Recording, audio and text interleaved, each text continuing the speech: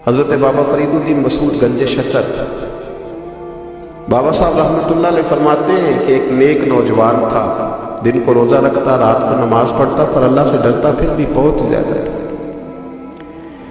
بڑے ڈرتا تھا۔ موت کا وقت آیا تو ماں ہی تھی بس اس کی، تو ماں سے کہنے لگا اماں میری ماں ہے، میرے ساتھ 3 وعدے تو کر۔ اس نے کہا پتر تو بتا، آخری ہجکی لے رہا ہے اور اس غریبنی ماں سے تو وعدہ لے رہا ہے، بتا کیا وعدہ؟ تو عرض کرنے لگا اماں جب میں مر جاؤں نا تو میرے گلے میں رسی ڈال کے تو مجھے گھمانا کر کے سہل دے، اور لوگوں کو کہنا جو رب کی نافرمانی کرے اس کا یہی حال ہے۔ یہ اعلان کرنا جو اللہ کے نافرمان ہوں ان کا یہی اشر کیا جانا چاہیے۔ اور اماں پھر دوسرا وعدہ کر، میرا رات کو جنازہ اٹھایا جائے، میں نہیں چاہتا کہ کسی کے منہ سے یہ لفظ نکل جائے کہ وہ دیکھو اللہ کا نافرمان جا رہا، رات کو میرا جنازہ اٹھا۔ اور اماں تیسرا میرے ساتھ وعدہ کر کہ لوگ مجھے دفن کر کے آ جائیں گے تو میری قبر میں چلی جائے گی، عمل میرے پاس کوئی نہیں، پر مجھے لگتا ہے ماں کے قدموں کی برکت سے عرش کا مالک بھی رحم فرمائے گا۔ اماں تو وعدہ کر کہ میرے ساتھ وعدہ کر۔ بابا صاحب رحمۃ اللہ علیہ فرمانے لگے کہ ماں بوڑھی ماں نے وعدہ کر لیا، کہا بیٹے ٹھیک ہے، اگر تیری یہی ضد ہے تو میں تیار ہوں۔ پھر اس نے کلمہ شہادت پڑھا، اس نوجوان کی روح پرواز کر گئی۔ بوڑھی ماں نے رسی منگائی تو وَلِمَنْ خَافَ مَقَامَ رَبِّهِ جنتان، جو ڈر جائے، اس نے تو کہا تھا نا کہ رسی ڈال کے گھمانا اور کہنا کہ اللہ کا نافرمان ہے، اس کا یہی اشر ہونا چاہیے تھا۔ لیکن جب ماں گلے میں رسی ڈالنے لگی تو گھر کے ہر کونے سے آواز آنے لگی، خبردار یہ رب کا دوست ہے، اللہ کے دوستوں کے ساتھ اس طرح کا معاملہ نہ کیا جائے، اسے چھوڑ دیا جائے۔ اور کہا تمہیں کچھ بھی اور کرنے کی ضرورت نہیں ہے، یہ تو رب کا دوست ہے اور رب کی بارگاہ میں حاضر ہو گیا۔ کچھ کوئی بندہ کہے گا کہ یہ تو ایک بابا فرید کا سنایا ہوا واقعہ، سنیے بخاری میں حدیث ہے، نبی پاک صلی اللہ علیہ وسلم نے فرمایا، حضرت ابو ہریرہ رضی اللہ تعالیٰ عنہ راوی ہیں، حضور فرماتے ایک شخص مرنے لگا تو اپنے بچوں سے کہنے لگا کہ میں جب مر جاؤں تو مجھے جلا دینا، اور پھر میرے جلے ہوئے وجود کو پیس دینا، پھر مجھے ہوا میں اڑا دینا۔ پتر مجھے اڑا دینا، مجھے بڑا ڈر لگتا ہے، اگر رب نے مجھ سے حساب پوچھا تو میں قابل نہیں ہوں، اڑا دینا مجھے ہوا میں۔ اگر اس نے مجھ سے حساب لیا تو بڑا سخت حساب لے گا۔ حضور فرماتے ہیں بخاری میں موجود ہے، اس کے بچوں نے اسی طرح کیا، اس کے مرنے کے بعد اسے جلایا، ہوا میں اڑا دیا۔ اللہ کے محبوب فرماتے ہیں رب کریم نے حکم دیا زمین کو کہ اس کے ذرات کو جمع کرو، زمین نے ذرے جمع کیے، خدا نے حکم دیا تو اس کا وجود پھر سے اسی شکل میں آیا۔ تو رب کریم نے فرمایا یہ جو تو نے وصیت کی تو کیوں کی؟ اللہ جانتا ہے کہ نہیں جانتا؟ یہ کی تو کیوں کی؟ تو وہ پڑا کہنے لگا اللہ میرے اندر تو طاقت نہیں تھی تیرے سامنے کھڑا ہو کے احساس دے سکوں، تجھے منانے کے لیے تیرے خوف سے ڈر گیا، میں ڈر گیا۔ اگرچہ ہمارے بزرگوں نے لکھا ہے کہ آج یہ وصیت کرنا، اس رنگ میں یہ طرز اختیار کرنا درست نہیں، لیکن آپ غور فرمائیے کہ نبی پاک علیہ السلام فرماتے ہیں جب اس نے کہا اللہ مجھ سے ڈر کے یہ کیا، تو رب کریم نے فرمایا جا پھر میں نے تیری مغفرت کر دی، کیونکہ اللہ کو پتا تھا یہ دل سے بات ہے۔ ایک چوتھی بات میرے رسول پاک علیہ السلام نے فرمایا کہ جب رب نہ مانے تو پھر وہ کمزوروں کے صدقے مان جاتا ہے، پھر وہ ضعیفوں کے صدقے مان جاتا ہے۔ فرمایا اللہ تم سے بارشیں روکنا چاہتا ہے پر تمہارے ضعیفوں، کمزوروں، غریبوں کے صدقے، مجبوروں کے صدقے وہ تم پر بارشیں برساتا ہے۔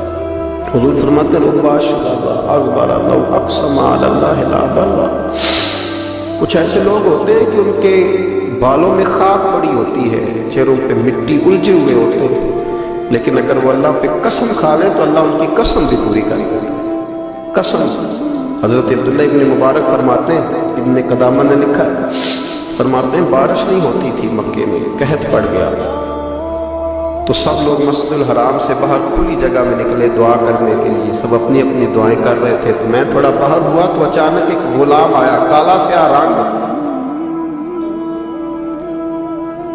2 رکعتیں نماز پڑھ کے تو ہاتھ پھیلائے تو کہنے لگا اللہ مجھے پتہ ہے یہ جو کچھ بھی ہوا ہے میری نافرمانیوں کی وجہ سے ہوا۔ تو ناراض ہو گیا نا، تو نے بارش روک لی، ناراض ہو گیا نا، ہمیں سبق سکھانا چاہتا ہے۔ یہ کسی اور کی وجہ سے نہیں، یہ صرف میری نافرمانیوں کی وجہ سے۔ اللہ رحم فرما، تیرے بندے تھوڑی سی بھی سختی برداشت کرنے کی طاقت نہیں رکھتے، کمزور ہیں، ڈر جاتے، غلام ہے، دعائیں مانگ۔ حضرت عبداللہ ابن مبارک فرماتے ہیں اس نے چہرے پہ ہاتھ پھیرے تو کالی گھٹائیں چھا گئی، بارش ہونے لگی۔ میں اس کے پیچھے گیا، اس کا گھر ڈھونڈ آیا، تعقب کیا، پیچھا کیا، گھر میں نے تلاش کر، اور گھر کو تلاش کر کے جب میں واپس آیا تو میں نے حضرت فضیل بن عیاض سے ذکر کیا تو کہنے لگے کسی طریقے سے اسے حاصل کرو۔ فرماتے ہیں میں اس کے گھر گیا، اس کے مالک نے مجھے دیکھا تو کہا عبداللہ ابن مبارک میرے گھر، اتنے بڑے ولی، اتنے بڑے درویش، اتنے بڑے محدث۔ میں نے کہا تیرا غلام چاہیے۔ اس نے کئی غلام دکھائے، میں نے کہا نہیں یہ لے۔ اس نے کہا یہ بڑے بڑے اچھے ہیں، کوئی سے بھی آپ لے لے، خرید لے۔ میں نے کہا نہیں۔ پھر وہ لاغر سا، وہ کمزور سا، وہ ضعیف سا نکل کر کے آیا۔ میں نے کہا یہ مجھے دے دو، تو کہنے لگا یہ تو بیچارہ بے ضرر سا آدمی ہے، کیا لے کے کریں گے؟ میں نے کہا نہیں مجھے یہی چاہیے۔ میں اس کو ساتھ لے کے چلا تو راستے میں پوچھنے لگا کہ میرے اندر تو کوئی ایسی بات نہیں تھی، مجھے کیوں خریدا؟ آپ مجھ سے کیا خدمت لیں گے؟ تو عبداللہ ابن مبارک فرمانے لگے میں نے کہا کوئی خدمت بھی نہیں لوں گا، میں تو خود تیری خدمت کروں گا، میں تیرا بیاہ کراؤں گا، تیرے لیے مکان بناؤں گا، میں تیری خدمت کروں گا۔ میں تیرا اور تیرے رب کا رشتہ دیکھ چکا ہوں، میں تیرا اپنے مالک کے ساتھ جو تعلق ہے اسے دیکھ چکا ہوں۔ کہتے میں نے یہ لفظ کہے تو مجھے کہنے لگا 2 رکعتیں پڑھ لوں، اب مجھے لے جانا پر 2 رکعتیں پڑھ لوں۔ کہتے میں نے کہا پڑھ لو۔ تو 2 رکعتیں پڑھنے کے بعد میری طرف دیکھ کے کہنے لگا آقا مجھے اپنا ہاتھ معاف کر دینا، میں خدمت نہیں کر سکا۔ پھر کہنے لگا اللہ راز تو کھل گیا، اے اللہ راز تو کھل گیا، اللہ تیرا میرا معاملہ تھا، راز تو کھل گیا، راز تو کھل گیا، اللہ راز تو کھل گیا۔ میں سراپا مخزن راز میں رہا تھا مدت و راز میں، یہ تو تیرا شوق دید کشاں کشاں مجھے کھینچ لایا مجاز میں، اللہ راز کھل گیا۔ یہ لفظ کہتے کہتے کہتے کہتے اس شخص نے کلمہ پڑھا، اس کی روح پرواز کر گئی، اس کی روح ہی پرواز کر گئی۔ تو کبھی ان کمزوروں کے ذریعے بھی اللہ کو منایا جا سکتا ہے، تو رب کو منانے کی کوشش کریں، اس کے حضور عجز کی کوشش کرے۔ ہر آدمی اپنے گھر میں بیٹھ کر، اپنے مصلے پہ بیٹھ کر، تنہائی میں بیٹھ کر اس سے کہے، اور یاد رکھنا وہ بڑا کریم ہے اور وہ بڑا قدیر ہے، بڑا قادر ہے، 1 منٹ لگاتا ہے اور ہر چیز اس کے کرم میں نہا جایا کرتی ہے، اس کے فضل میں ہر چیز نہا جاتی ہے۔ بوڑھے بھی دعائیں کریں، مائیں بھی دعائیں کریں اور بچے بھی دعائیں کریں۔ آج دعاؤں کی رات ہے، کھل کر دعا کریں کہ اللہ ہمارے حال پہ رحم فرمائے، اللہ ہمیں سمجھنے کی بھی توفیق عطا فرمائے۔ اللہم صلی علی سیدنا ربنا ظلمنا انفسنا وَإِن لَّمْ تَغْفِرْ لَنَا وَتَرْحَمْنَا لَنَكُونَنَّ مِنَ الْخَاسِرِينَ اللهم أعني على ذكرك وشكرك وحسن عبادتك ربنا اغفر لي ولوالدي وللمؤمنين يوم يقوم الحساب اللهم أعني على ذكرك وشكرك وحسن عبادتك ربنا اغفر لي ولوالدي وللمؤمنين يوم يقوم الحساب۔ اے مالک کریم، آج 15 شعبان المعظم کی عزت والی رات ہے، کرم اور برکت والی رات ہے۔ تیرے پیارے حبیب صلی اللہ علیہ وسلم نے ہمیں فرمایا ہے کہ آج کی رات تم کرم مانگو گے تو اللہ تمہیں عطا فرمائے گا، رزق مانگو گے تو عطا کرے گا، بخشش مانگو گے تو عطا فرمائے گا۔ تم اس سے جس چیز کا سوال کرو گے وہ تمہیں دے گا۔